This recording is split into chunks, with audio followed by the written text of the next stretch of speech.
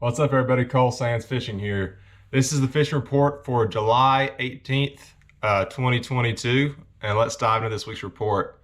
So this week's report is brought to you by Hardcore and Yozuri, a couple of my really awesome sponsors. Can't thank them enough. And it's also brought to you by Tumbling Real Estate. Look them up on Facebook if you're in the market to buy or sell a house. Great people that get you great results if you're looking for something on this, the Lake Chickamauga, Watts Bar, Nickajack area, or anywhere across the eastern side of Tennessee. They have a lot of really cool places for sale right now, so y'all be sure to check them out. But let's get into this week's report. So this past week, I got back from New York. I was fishing a Bassmaster Open up there. I got back Monday. Had a decent tournament. I finished 58th out of 222. Had the bites to do really good. I got on a couple different patterns, and I had a topwater deal going on for smallmouth, and I had a punching deal for largemouth, and a couple other deals going on as well. But had the bites, man, to do really good. But those smallmouth on topwater, you don't always land every fish you hook, and that's kind of what happened to me. I lost 2 4-pounders the first day, and the second day I lost a 5 and 2 3.5s, and you just can't do that in a tournament that big if you want to if you want to have a good finish. But overall, still great Angler of the Year points. I'm still in the top 10. I need to finish in the top 3 at the end of the year, but still have 4 tournaments left, so a lot of time to make up some ground. And I will be doing a recap video plus a tournament video. I got it all recorded. It'll be coming out probably in the next couple of weeks, and it's a pretty cool video. I've already watched a lot of the footage, and it's going to be a pretty cool video to watch. So y'all stay tuned for that. But Lake Chickamauga, I had a trip Tuesday and Wednesday, and then we had like a little 5-hour trip Thursday. And man, the lake's fishing really good right now. I know it's July and it's hot, but I really liked what I was seeing out there. The first day back Tuesday, got out there, kind of ran around. Probably honestly, in retrospect, ran around too much. I had a couple areas that I really thought there was still some fish on. I was in New York. I didn't know if the fish were going to be in the same places or not. So I kind of used Tuesday as a day to get in some areas I knew there were fish, kind of experimented a little bit with places where I knew there had been fish. Some places there still were fish. Some places there weren't, but probably moved around a little bit too much. I think we caught about a dozen fish, maybe even 15. But the bite was a little bit slow, but it seemed like if we would have just stayed in a couple of those areas, we probably would have done a lot better. We did lose a few really good fish. Didn't get to see them, but my client would have set the hook on them and get them a couple cranks, wouldn't hardly move them, and they'd come off. And sometimes you just lose some fish, no reason for it, but I would have loved to have seen them. If those were big fish like I kind of think they were, it might have been a really good day. But we still had one fish over 4 pounds and probably 9 or 10 other keepers, so not a bad day at all. Wednesday went out, really got in a couple of areas. I felt like there were some fish or just really hunkered down, experimented with a couple different baits that I'll go over today, and had a really good day. I think Wednesday our best 5 went 22 pounds with what we landed. We jumped off a few that would have got us up to probably around 24 pounds in our best 5. Had one almost 8 pounds. It was a 7.62 on the Rapala scale. Caught it on a drop shot of all things. And I'll show you what bait and everything I was throwing, but had a really good day. We probably had another limit that went 15 pounds, and I think we caught 29 fish in total. So really good day Wednesday. And then into the week Thursday with a little half-day trip, and man, we killed them. I think we caught 30 something fish. Caught them on topwater. We caught them dragging some stuff, and our best 5 Thursday went, I think, 21 pounds. We had 2 5-pounders, a 4-pounder, and a few in the 3 to 3.5 pound range. So it was a great week of fishing. The fish are starting to get on the stuff that I like to fish, which is the sneakier stuff. The stuff where if you know what to throw and you could spin. And if you line up on everything right, you can really have a good day. And it's stuff that not everybody's fishing. There's still a lot of ways to catch them right now, don't get me wrong. But definitely a very positive week for me. Just looking forward into this fall. I think that my upcoming guide trips are going to be really good. I can't wait to get out there. It seems like there's big fish biting right now. Plus, they're on the stuff that I like to catch them on that that not everybody and their brother's fishing. But definitely from what I've seen this week, the main players, there's still some fish out deep. They're super hard to catch, but they're still there, and there's a bunch of them. And I actually felt like there was more fish out deep this past week than I've seen in a long time. Like I said, they're hard to catch. In the afternoons when they pull current, you're more likely to catch them. If you got some sneaky deep stuff, you can still catch some fish on it for sure. And the deal out there, really just throwing a few different baits really all week long.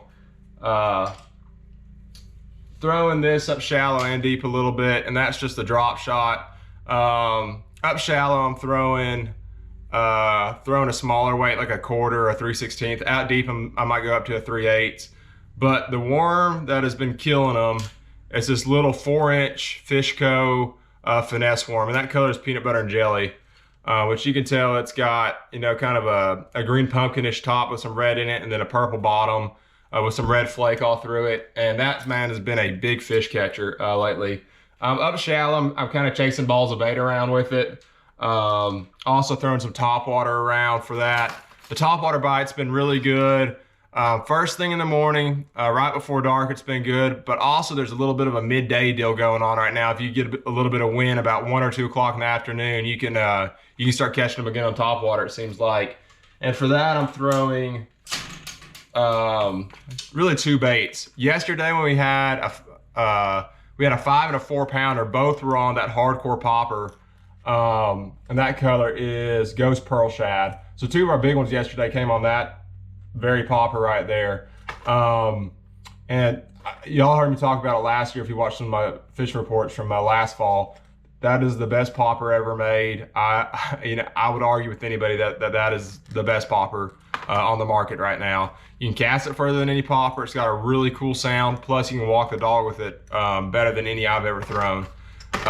So it's been really good. Fishing it really slow though. I'm not working it quick. I'm getting a pop, letting it sit for 5 or 6 seconds, pop, and letting it sit. It seems like the longer you let it sit, the more likely you are to get bit. So it's not like a super fast pace bait, but it's almost like a finesse topwater. Just popping it, letting it sit, pop, let it sit for, all the way up to 10 seconds sometimes. As far as the setup goes, I've been throwing that on a 7.2 medium heavy Witch Doctor Tackle Sermon Series rod, half glass, half graphite. The tip helps a lot when it comes to landing the fish. And I've been throwing it on 30-pound Yo-Zuri braid just because I'm fishing around a lot of grass with that topwater. And the grass deal has been really anywhere from 4 to 8 foot. I've been finding the grass edges, and that's kind of been one of the main players lately. It's got some deep fish going, and then the grass, just really hunkered down the grass, figuring out the specific cast in there where the schools of fish are sitting has been the deal. But trying to find those edges where that grass grows and kind of makes a break, that's been the main factor in our success lately. And then the other bait, this bait just came out, Yo-Zuri just released it, and that's the Pencil Popper 110. The 130 has been out for a year or 2 now, which is that size, but they just came out with that smaller 110, which has been a killer, because a lot of the bait they're eating right now is little bitty. It's maybe 2 inches long, and then throwing that over these grass clumps. It seems like if the grass is maybe 1 foot to 3 foot below the surface, you can pick that thing up, cover a lot of water, and that smaller size really, I think, mimics that bait fish a lot better. But that color's also been killer, that one with the chartreuse top. You can get these now online at Tackle Warehouse and some different places. So y'all be sure to check those out as well. They were planning on releasing it at ICAST, but they let it go a little bit early. So y'all be sure to buy a couple of those because they've been catching them really good. The hardcore popper has been out, and like I said, that's the best popper ever made. You're going to want to get a couple of those. But that's been really one of my main deals is getting that topwater bite going. Like I said, the drop shot's been good. Specifically that worm, that peanut butter and jelly worm has been really good. Other baits that have been working. This bait's been working out deep and up shallow, and that's just the Nico rig. Caught a 5-pounder on it yesterday as well. Just throwing like a number, I think it's a number 1 VMC Nico rig hook. Got a little bit smaller weight in it if I'm throwing it around grass. I'm throwing like a I think a 3/32, and then I'm cutting a little bit off, so it probably weighs a little bit less than that. And throwing the 8-inch Fishco finesse worm, that green pumpkin blue swirl. All their stuff has bait fuel on it. So, you know, I really do think it helps when the bite's tough and you're fishing really slow like I've been lately. But the biggest key, I'd say, lately has just been fishing slow. If you get in an area where you're seeing some bait, you're seeing some fish roll, slow down, experiment with a list of different baits, and figure out how to catch those fish, because it seems like you can very easily fish over them right now. But that has been a really good bait up shallow and out deep. Everything I'm throwing right now, as far as spinning rod setups go, 10-pound Yozuri braid to a 10-pound Yozuri T7 fluorocarbon leader, which I know a lot of y'all probably be scared to throw 10-pound and as thick a grass as I'm fishing, but I'm telling you, this fluorocarbon is so strong. We have not broke off a fish on it, knock on wood, but we've not broke a fish off on it all year fishing the grass. So that's been a really good bait as well. Other baits that are working, catching some on a chatterbait right now in the grass. That's a great bait to cover a lot of water with, 1/2 ounce. I like either a bluegill pattern, so like a green pumpkin, or a shad pattern. Clearwater shad's a good one out here. Golden shiner's a good pattern out here. All those work really good. Have started to catch a few on the jerk bait, which is something not a ton of people do this time of year. But that Yozuri 110 jerk bait, and I can't remember the name of this color, but it's, I mean, you can see it right here. It's I think it's pearl shad or pearl white shad, or let's see if I got one hanging up. I may or may not. Yeah, I do. Let's see if I can get it out for you. Pearl shad, so I was right. But that's been a really good bait lately around the grass as well, ripping it out of the grass. Throwing that on 14-pound T7 fluorocarbon. I like a little bit bigger line just because you can rip it out of the grass a little bit easier. That's been a good one. Besides that, have been catching a few in a whopper plopper. It's been a good bait. And then just throwing a good old Texas rig around. I don't have the worm I've been throwing in here lately, but throwing the Fishco 10-inch, I think it's the Mac Daddy worms, what they call it.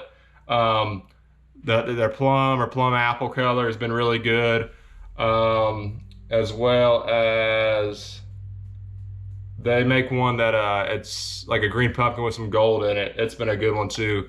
As far as that Texas rig goes, it's one of my main staples, throwing it in grass.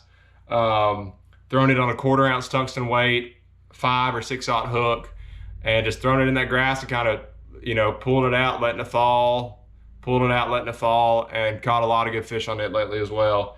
Another bite that's going to be going on and is going on right now is a brush pile bite. You know, brush piles can be anywhere from 5 to 20 foot of water, and when it comes to that, I'm a big fan of throwing that big 10-inch worm from Fishco. So y'all be sure to check those out as well. But yeah, that's pretty much it for this week. Y'all stay tuned for my video coming out probably in the next couple of weeks of my practice on Lake Oneida as well as my tournament on Lake Oneida. I'm hoping to record the rest of the season so y'all can kind of get a look into my tournaments, and I'll do better. This first one wasn't the best. You know, I got to get used to recording these tournaments. So I did miss some fish catches, but it'll get better. So y'all stay tuned for that, and y'all drop some questions in the comments below. But as far as, you know, fishing on Chickamauga goes in the next couple weeks, just fish slow, get some of these topwater baits. It's an awesome way to catch them. And then don't be afraid to go with the finesse stuff, you know, the Nico rigs. If you're still fishing out deep, be sure to throw that drop shot, the Nico. Even a Ned rig can be really good out deep still. But that's pretty much it for this week. So y'all leave some questions below, and I'll catch y'all next time.